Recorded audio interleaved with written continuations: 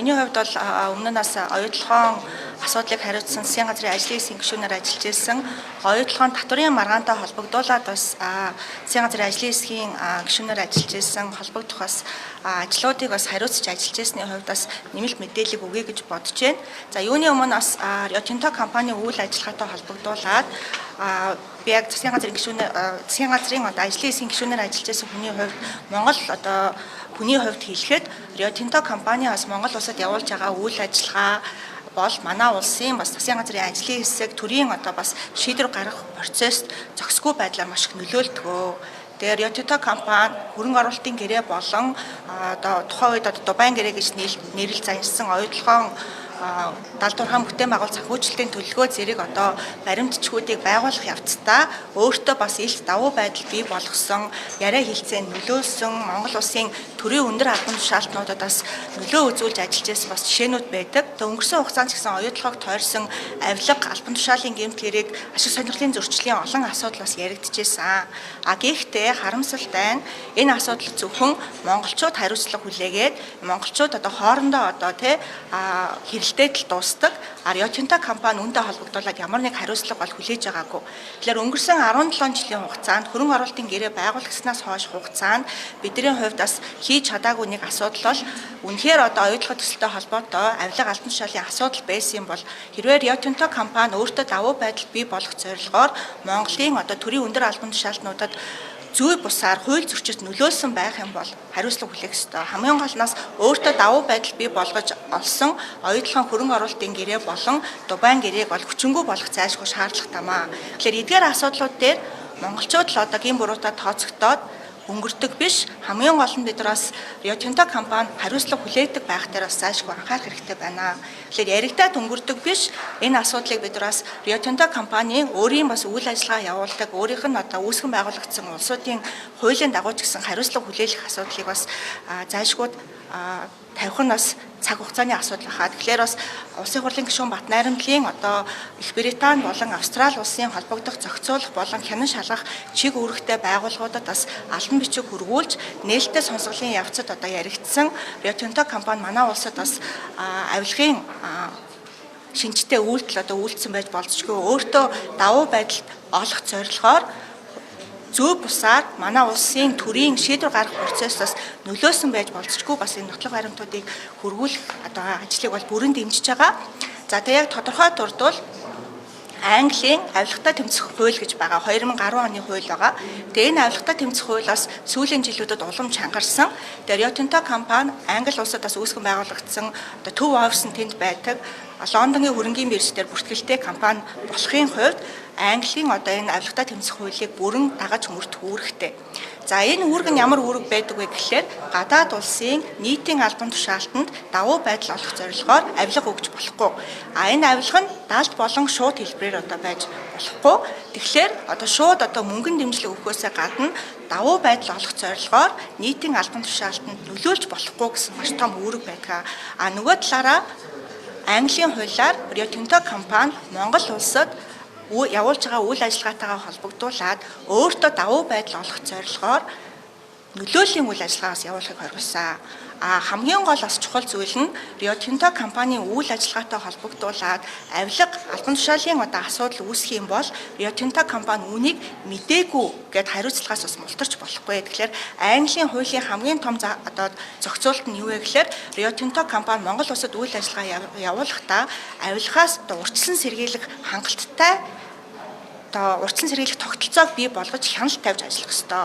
Тэгэхээр Rio Tinto компани цаашдаа Монголын төрийн өндөр албан тушаалтад нөлөөлсөн үйл ажиллагаа явуулчаад дараа нь бид нар мдээгүй, бид нар яагаачгүй гэдэг суугаад байж болохгүй. Тэгээ өмнө бид нар бүгдээрээ мэдж байгаа оюутлогын хөрөнгө оруулалтын гэрээ болон Дубайн гэрээтэй холбогдуулаад Монгол улсын нийтийн албан тушаалтнууд улс төрчид төрийн албан хаагчид хүртэл ял авч ийсэн, шүүхээр асуудал нь орж ийсэн. Гэхдээ ингэсэн ч гэсэн Rio Tinto компани өнөөдрийг хүртэл хариуцлага хүлээгээгүй байна. Тэгээд үүн дээр бол бид нар зайлшгүй бас анхаарах ёстой. Тэгээд цаашдаа бас үнэхээр Rio Tinto компани Монгол улсад энэ нөлөөллийн үйл ажиллагаа явуулаад төрийн өндөр албан тушаалтнуудад нөлөөлөөд өөртөө давуу байдал олж аваад байх юм бол энэ үйл ажиллагаанаас үргэлжлээд авах юм бол бид нар энэ оюутлогын гэрээг шинжлэх ямар ч боломжгүй. Тэгээд цаашдаа бидний бас айгүй анхаарах ёстой зүйл бол Rio Tinto компани яг уулуурхайн компанийнхаа үйл ажиллагааг сайн хиймээр байна. Тэгээ бид нар ингээд Rio Tinto компанийн бас ингээд үйл ажиллагаагаа одоо Монгол улсад сурталчилж байгаа асуудлуудыг харахаар Rio Tinto компани уулуурхайн компаниас бусад одоо салбарт одоо байж болох бүхий салбарт үйл ажиллагаа явуулж байна. Тогтцол үйлчилгээний компанийн үйл ажиллагаа явуулж байна. Санхүүгийн мүлжлэг хийж байна. Маш өндөр хүүтэйгээр одоо Монгол улсын баялгаас өдөр болгон 15 тэрбум төгрөгийн одоо зээлийн хүү авч байна. Авах одоо энэ одоо үрийн сүлжээг бий болгож байна. А нөгөө төгөөр одоо Монгол улсын соёлын өвийг хамгаалж байгаа нэрээр соёлын өв хамгаалагч болж байна. За хамгийн чухал асуудал нь бидний хувьд анхаарах ёстой зүйл маань Rio Tinto компани хэвлэл мэдээлэлээр дамжуулж Монголын одоо иргэдэд бас өөрийнхөө үйл ажиллагааны талаар маш их төөрөгдүүлсэн мэдээллийг одоо удаа дараа өгч байна. Тэгэхээр үйл ажиллагааныхын талаар асуудлын талаар ярьсан одоо яриа болгоныг булзааруулах бас нөлөөллийн үйл ажиллагаанууд явуулж байна. Тэгэхээр одоо Rio Tinto компани бол уулуурхайн компани гэж бид нар итгээд одоо энэ оюутлогоон одоо дэлхийд одоо 3-т орох хэмжээний одоо том одоо нөөцтөө зэс алтны ордоо хариуцуулаад өгсөн. Rio Tinto компани дэлхийн хэмжээний уулуурхайн компанийн хувьд энэ төслийн менежерийн хувьд хийх ёстой цорын ганц ажил байгаа. Тэр бол уулуурхайн компани олборлолтын үйл ажиллагаагаа сайн явуулах хэрэгтэй. Олборлолтын үйл ажиллагаагаа сайн явуулаад ашиг сайн олоод хувьцаа эзэмшигчтэй ноогдол ашиг тараах одоо үүргээ биелүүлэх ёстой. Гэтэл энэ үүргээ хийхгүй шал өөр ажил хийгээд, нөлөөлийн ажил хийгээд, PR-ийн ажил хийгээд, за тэгээ санхүүгийн мүлжлэгийн одоо үйл ажиллагаа хийгээд байгаа асуудлын одоо цаад одоо бүр уршиг нь юу вэ гэхлээр бид нар монголчууд оюутлогоо төслөөс үр ашиг хүртэхгүй байх одоо ноцтой одоо үр дагавар байна. Тэгэхээр нөгөө алтын аваад авдрыг нь хаях одоо энэ бодиттой эрсдэл бас нүүрлсэн байна. Тэгээ оюутлогоо компанийн одоо ашиг одоо энэ жил ямар их хэмжээгээр нэмэгдэж байгаа талаар оюутлогоо компанийн гүйцэтгэх захирал өнгөрсөн 7 хоногт одоо мэдээлэл хийсэн. Тэгээ зэс алтны үн дэлхийн зах зээл дээр өндөр байгаатай уялдуулаад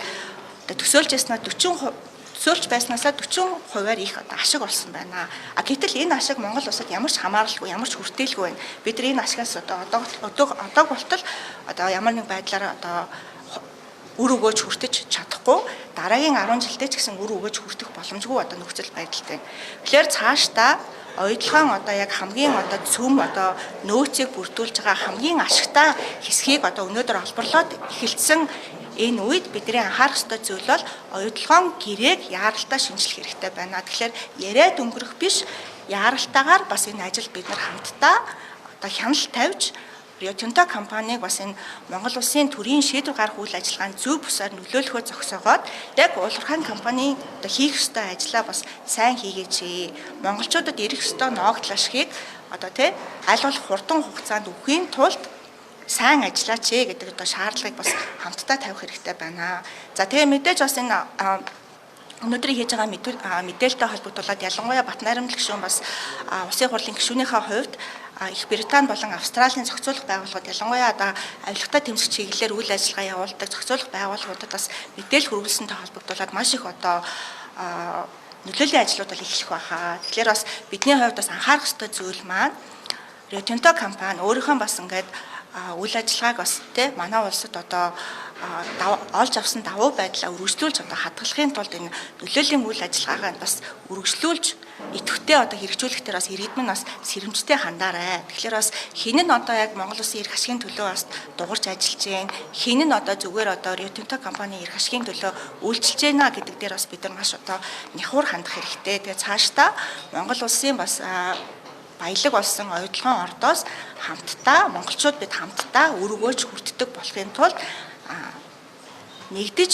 нэгтарч тэгээ бас маш сэрэмжтэй байж хяналтаа бас зайлшгүй сайжруулах хэрэгтэй байна. Тэгээ цаашдаа бас оюутлогоо төсөлтэй холбоотой авилга албан тушаалын бас гэмт хэрэгтэй холбоотой асуудлууд дээр зөвхөн одоо монголчууд одоо хариуцлага хүлээгээд өнгөрөх биш, Rio Tinto компани гэсэн одоо Английн хуулиар болон Австралийн хуулиар зохих хэмжээний одоо хариуцлага хүлээдэг байх асуудлыг бас тавьж гаргаж байгаа Батнайрамд гишүүний бас үйл ажиллагааг бас бүрэн дэмжиж ажиллах болно. Тэгээ иргэдээ ч гэсэн монголчууд та бүхнийг бас дэмжээсэй гэж хүсэж байна. За оюутлогоо төсөлтэй холбогдуулаад бас би түрүүнд дурдсан ер нь авилга албан тушааллын асуудлууд бас байдаг. За ялангуяа одоо оюутлогоо хөрөнгө оруулалтын гэрээ байгуулахад, дубайн гэрээ байгуулахад өөртөө давуу тал авах зорилгоор Монголын төрийн өндөр албан тушаалтнуудад бас Rio Tinto компани нөлөөлсөн асуудлууд бол яригддаг. За 3 шатны шүүхээр ч гэсэн ардчилсан намын ерөнхий нарийн бичгийн дараагаар томилогдсон баяр цагтгаан асуудал бол байдаг. Энэ шүүхийн шийдвэр өнөөдөр шүүхийн мэдээллийн нэгдсэн санд хинч унших боломжтойгоор нээлттэй шүүхийн шийдвэр байна. Энэ шүүхийн шийдвэр дээр баяр цагтгаан асуудлаас гадна Дубайн гэрээтэй холбоотой Дубайн гэрээ байгуулж Монгол улсад ямар их хохирол учруулсан, Монгол улсад ирэх ёстой байсан татврын орлогыг бууруулсан асуудлуудтай холбогдуулаад Монголын төрийн албан хаагчид тухайн үед татврын ерөнхий газарт ажиллаж байсан хүмүүс бас хариуцлага хүлээж ял авсан асуудал байгаа. Тэгэхээр иргэд маань бас энэ шүүхийн шийдвэрийг нээлттэй мэдээлж авах боломжтой. Тэгэхээр нэг асуудал бас би түрүү яриандаа дурдсан. Оюутлагатай холбоотой авилга албан тушаалын асуудал яригдахад монголчууд гин буруутай тооцогдол үлдэж байна.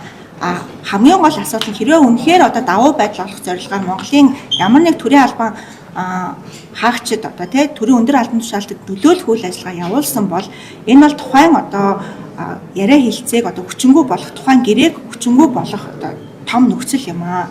Тэгэхээр энэ асуудлыг бид нар ерөөсөө ярихгүйгээр баяр цагтгаа өөртөө эхнэрийнхээ компаниар дамжуулаад 50-60 тэрбум төгрөгийн тендер авсан асуудал байгаа. Тэгэхээр бас баясгалан гишүүн сая ярьлаа л да худалдаа авах ажиллагаагаар дамжуулаад Монголын улс төрчдөд шийдвэр гаргах улс төрд нөлөө бүхий хүмүүст тендер өгдөгөө. Энэ тендер өгөхдөө заримдаа тендерийнхаа журмаа зөрчдөгөө. Нээлттэй биш ээ. Монголын томоохон аж ахуйн нэгжүүдэд тендер өгөх замаар бас өөртөө давуу байдал бий болгодгоо. Тэгээ оюутлагын талаар ярьсан гэрээг нь сайжруулъя гэж удаас дуурч байгаа улс төрчдүүдийг харлуулах үйл ажиллагааг бас маш их хийдгээ. Тэгэхээр бидний хувьд заашгүй анхаарах ёстой зүйл маань тэгээ Батнайрамд гишүүний бас Австрали болон Английн авилгатай тэмцэх газарт бас хандж байгаа асуудлыг би бас яагаад бас хууль зүйнийхээ хувьд бүрэн дэмжиж гэн гэхлээр Rio Tinto компани бас хариуцлага хүлээх хэрэгтэй. Rio Tinto компани Монгол улсын хуулийг хүндэтдэг, Монгол улсын хуулийн дагуу үйл ажиллагаа явуулдаггүй бол өөрийнхөө үүсгэн байгуулагдсан, өөрийнх нь яг хөрөнгө оруулагчид байдаг Англи болон Австрали хуулийн авилгатай тэмцэх хуулийг, эрүүгийн хуулийг дагаж мөрдөх үүрэгтэй. Тэгэхээр энэ асуудлыг бид нар бас зайлшгүй тавих ёстой. Тэгэхээр баяр цагт гэдэг хүний асуудал шүүхийн шийдвэрээр ороод шүүхийн шийдвэр гарцсан 3 шатны шүүхийн шийдвэр гарцсан. Тэр шүүхийн шийдвэрийг бид нар нээлттэй унших боломжтой байсаар байтал оюутлагын хөрөнгө оруулалтын гэрээтэй холбоотой ямар ч асуудал яригдахгүй байгаа байхгүй.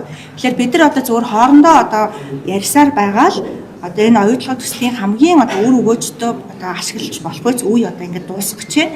Тэгээ энэ асуудал дээр бид нар зайлшгүй анхаарах ёстой. Тэгээ сая бас сэтгүүлч асууж байна л да та нар яриад байна гэдэг. Тэгээ ярьж байгаагийн бас цааш шалтгаан нь бидний хувьд Rio Tinto компани бас хариуцлагатай байгаа чи манай улсад бас PR-ийн нөлөөллийн тэгээд улуурхайн компанийн бас хийхгүй энэ олон ажлуудаа хийхэ болооч гэж хэлмээр байна. Тэгээ Rio Tinto компани бас үйл ажиллагааг өнгөрсөн хугацаанд би яг ажлын хэсгийн гишүүнээр бас ажиллаж байхдаа анзаараад задлаад дүн шинжилгээ хийгээд үзэхээр Rio Tinto компани ерөөсөө манай улсад эдийн засгийн колоничлолын үйл ажиллагаа явуулж байгаа. Манай улсын төрийн шийдвэр гаргах үйл ажиллагаанд зохисгүй байдлаар нөлөөлдөг. Энэ нөлөөллийн үйл ажиллагаа нь удаа дараа давтагддаг. Манай улсын төрийн ажлын хэсгийн ажлуудыг хүчгүүдүүлдэг, тавьж байгаа шаардлагуудыг үл оошоодог, худал мэдээлэл өгдөг энэ үйлдэлүүд нь бас огт дуусахгүй байгаад байна. Тэгэхээр нөгөө талаараа бидний хувьд тавих ёстой нэг шаардлага нь Rio Tinto компани бас хариуцлагатай байх хэрэгтэй байна. Мэдээж бид нар бас 4 жил болгон сонгуул хийгээд улс төрчдтэй хариуцлага тооцдог тий. Түүнтэйгээ адилхан Rio Tinto компаниг ч гэсэн бид нар бас хариуцлага тооцож, хариуцлага нэхэж хамгийн гол нь улуурхайн компанийнхаа үйл ажиллагааг явуулаач. Бусад салбар руу ороод хотын тогтчлолт үйлчилгээ хийгээд банк бус санхүүгийн байгууллага шиг зээлийн хүүгээр дамжуулж манай улсын том баялагаас биднээс өмнө ашиг хүртээд байх энэ ажлаа бас болооч гэж хэлмээрээ. Тэгээ хамгийн чухал ажил нь ерөөсөө бид нар авилга ашиг сонирхлын асуудал байвал Rio Tinto компани Английн хуулиар, Австралийн хуулиар ч гэсэн хариуцлага хүлээдэг юм аа. Энэ хариуцлагын асуудлыг бас тавьж байгаа Батнайрамд гишүүний бас ажлыг бас бүрэн дэмжиж байна гэж хэлмээр баярлалаа.